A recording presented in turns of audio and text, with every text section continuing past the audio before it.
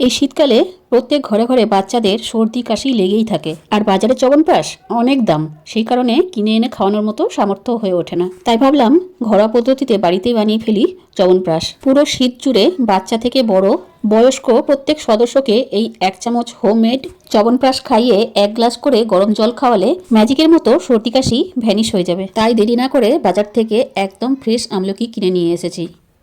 এখানে আমি 1 কেজি আমলকি নিয়েছি। তোমরা নিজেদের পছন্দ মতো একটু কম বেশি করতেই পারো। ভাত ফুটতে বসিয়েছিলাম, তার উপরেই আমি ভাপে আমলকিটা সেদ্ধ করে নিচ্ছি। আমলকিগুলো জলে সেদ্ধ করলে তার পুষ্টিগুণ বাদ হয়ে যেত, সেই কারণে আমি ভাপে সেদ্ধ করেছি। যতক্ষণে ভাতটা হয়েছে ততক্ষণে আমলকিগুলো সুন্দরভাবে সেদ্ধ হয়ে গেছে। দেখো, আমলকি থেকে বীজগুলো খুব সহজেই আলাদা করে নেওয়া গেছে। বীজগুলো সব বেছে ফেলে দিয়েছি। এখন আমরা সেদ্ধ আমলকিগুলো ব্লেন্ডার জারের মধ্যে দিয়ে ব্লেন্ড করে নেব। এখন আমরা একটা কড়াইয়ে দেব 1 চামচ পরিমাণ ঘি।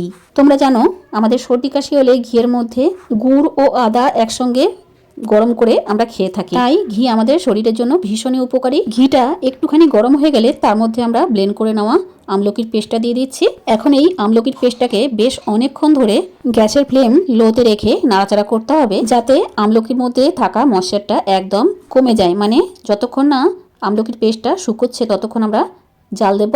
এখন আমরা এর মধ্যে মিষ্টি ভাব আনার জন্য দিচ্ছি গুড়। তোমরা ইচ্ছে হলে চিনিও ব্যবহার করতে পারো, তবে গুড়টা এখানে হেলদি অপশন। সর্দি কাশিতে গুড় ভীষণই উপকারী। এখন আমলকির পেস্টটাকে আরো একটু ঘন করার জন্য আমরা এখানে 1.5 চামচ কর্নফ্লাওয়ার গুলে নিয়েছি। কর্নফ্লাওয়ারটা জলের মধ্যে খুব ভালো করে গুলে নিতে হবে, যাতে কোনো রকম লাম্পস না থাকে। বেশ কিছুক্ষণ নাড়াচাড়া করতে করতে গুড়টা খুব সুন্দরভাবে গলে যাবে।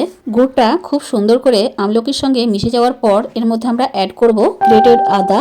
তোমরা এখানে গুঁড়ো করা শুকনো আদাও ব্যবহার করতে পারো, যেটাকে বলা হয় সোঁঠ। দেব স্বাদ অনুসারে লবণ। এখানে আমি বিট লবণ ব্যবহার করেছি। আর দিয়েছি গোলমরিচ ও দারচিনি গুঁড়ো। এখানে তোমরা সন্ধব লবণও ব্যবহার করতে পারো। যখন দেখবে আমলকির মধ্যে সুন্দর একটা আঠালো ভাব এসছে, ঠিক সেই সময় আমরা অ্যাড করে দেবো গুলে রাখা কর্নফ্লাওয়ারটা। এর ফলে অনেক বেশি আঠালো হয়ে যাবে আমাদের ঘরে বানানো চ্যবনপ্রাশ। জানো কি আমলকি আমাদের শরীরের জন্য কতটা উপকারী? এতে আছে প্রচুর পরিমাণে ভিটামিন সি। সুতরাং আমলকি আমাদের শরীরে ইমিউনিটি পাওয়ার বুস্ট করে। এখন দেখো চ্যবনপ্রাশটা কত সুন্দর ঘন হয়ে গেছে। এটা ঠান্ডা হলে আরো ঘন হয়ে যাবে। তাই বলছি, এখন যেহেতু ভরপুর মাত্রায় আমলকি পাওয়া যাচ্ছে, তাই পুরো শীত জুড়ে আমলকি সেবন করো আর সারা বছর সুস্থ থাকো। আমাদের ঘরে বানানো চ্যবনপ্রাশ ঠান্ডা হয়ে গেলে কোনো কাঁচের বয়ামে ভরে এয়ার টাইট করে রেখে দেবো। সারা বছর এটাকে বাচ্চাদেরকে আমরা সেবন করাতে পারি। তো বন্ধুরা, আমাদের আজকের এই হোমমেড চ্যবনপ্রাশের রেসিপি তোমাদের কেমন লেগেছে অবশ্যই কমেন্টের মাধ্যমে জানিও। আজ তবে এটুকুই। পরবর্তী আবার একটা রেসিপি নিয়ে হাজির হব। ভালো থেকো, সুস্থ থেকো।